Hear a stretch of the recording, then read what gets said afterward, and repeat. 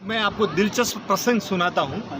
एक गरीब रबारी का लड़का होता है, वो रोज अपनी गाय और बकरियां चराने के लिए जंगल में लेके जाता है। और एक दिन वो दोपहर को खाना खा रहा होता है कि एक अनजान मुसाफिर आता है। बोलता है, भाई मेरे को भी कुछ भूख लगी है, कुछ खाने को दोगे क्या? वो बोलता, कोई बात नहीं, आ जाओ भाई। अनजान है फिर भी बोलता है, आ जाओ। बोला, मेरी माँ ने एक रोटला दिया है, आधा तुम खा लो, आधा मैं खा लेता हूँ। तो बोला, ठीक है। पहले दिन की बात है। दूसरे दिन दो मुसाफिर आते हैं, दो वापिस वही। बोले, भाई हमको भूख लगी, हमारे पास खाने को कुछ है नहीं। तो वो बोलता है, कोई बात नहीं, अपने मेरे माँ ने एक रोटला दिया, अपने 3 टुकड़ा कर लेते हैं। वो 3 टुकड़ा कर लेता है। तीसरे दिन 3 मुसाफिर आते हैं, तो वो बोलता है, 4 टुकड़े कर लो, तीनों अपने और चारों मैं खा लेता हूँ। चौथे दिन 4 मुसाफिर आते हैं, तो वो बोलता है कि ये रोटला है ना, 4 टुकड़ा कर लो, आप खा लो, मेरी माँ शाम को मुझे खिला देगी, मेरी चिंता आप मत करो। वो चारों को खाना मिला। खाना खिलाते खिलाते खिलाते उसको उनसे प्रेम की बातें होने लग जाती। बोलता है कि भाई तमें कौन छो, आप कौन हो? रोज मुसाफिर आप लोग बढ़ते मेरे को बोलो, मेरी माँ मेरे को एक रोटला और दे देगी। अब बोले हम नहीं बता सकते हम कौन है। बोले नहीं बताओ तो सही। बोले हम लोग यमदूत हैं। हम लोग यमदूत हैं और नीचे किसी का प्राण लेने आते हैं, और तुमको बता देंगे तो तुम हमको कल से खाना नहीं खिलाओ। बोले ऐसी कोई बात नहीं है, तुम आओ, पर तुमसे हमारी अपनी प्रेम हो गया तो मुझे मेरी मौत कब है मुझे बताओ, मेरी मौत कब है मुझे बताओ। तो वो बोलती है कि भाई हमारे किताब में लिखा हुआ हम बता नहीं सकते। पर वो 4 में से एक को तरस आ जाता है।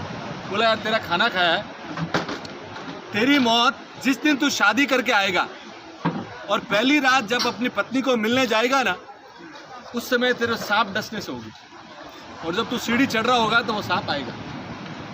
वो बात चली जाती है। थोड़े दिन बाद इसकी शादी होती है, बारात जाती है, सुबह बारात जाके शाम को बारात घर आती है। और वो जैसे ही सीढ़ी चढ़ने जाता है ना, तो वो सर्प वहाँ पे खड़ा हो। वो जो यमदूत आया हो तो वो सर्प आँख में से पानी डाल रहा है। तो वो तीनों वो जो साथ में जो बोलते, रोता क्यों, अपना तो जॉब है ये। बोला, नहीं, इस आदमी ने हमको खुद भूखा रह के खाना खिलाया था और आज मुझे इसको डसना पड़ रहा है। तो बोला कि अभी अपना जॉब है। तो वो सांप और फिर बोलता है कि देख भाई, अभी आज मुझे तुझे डसना पड़ेगा। वो बोलता है, मेरी प्रियतमा ऊपर बैठी है, मुझे 2 मिनट के लिए मिलने दे, फिर तू मुझे सांप से डस लेना, कोई तकलीफ नहीं, सिर्फ 2 मिनट। वो बोलता है कि ये दोनों का वार्तालाप चल रहा है। वो उसकी प्रियतमा अंदर बैठी सब सुन रही है। उसके आंख में पानी आना चालू हो गया कि मेरी पहली रात और मेरा हस्बैंड आज मर जाएगा, और मैं इतना दूर से तो इसके लिए आया। और ये सब बातें चल रही है, तो उसकी जो प्रियतमा बैठी होती है उसके पीछे एक बड़ी खिड़की होती है, और खिड़की के पीछे से एक गर्भवती स्त्री जा रही होती है, और वो बहुत भूखी होती है।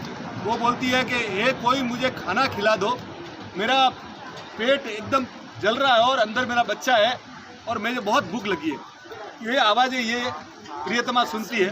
तो उसके घर पे जो भाता बोलते हैं ना, खाना उसकी जो माँ ने डाल रखा था, माँ ना मिठाई वगैरह बोलती है, अभी मेरा तो पति अभी चल जाएगा, मेरे कुछ काम का नहीं। वो अपनी साड़ी से उसको नीचे डाल देती, और वो जैसे स्त्री खोलती है, स्त्री खोल के वो सीधा एक मुंह में निवाला लेती है। एक जैसे वो मिठाई अंदर जाती है, उसके अंदर से निकलता है, अरे तेरा चूड़ा चांदला अमर रहे, तेरा चूड़ा चांदला अमर रहे, तेरा सुहाग अमर रहे। वो जैसे ही बोलता है, वहाँ के यमराज से वहाँ से आता है उसको सबको के रिटर्न बैक। तो बोले क्या? बोले इसको इतनी तगड़ी दुआ मिल गई है कि मैं भी मार नहीं सकता।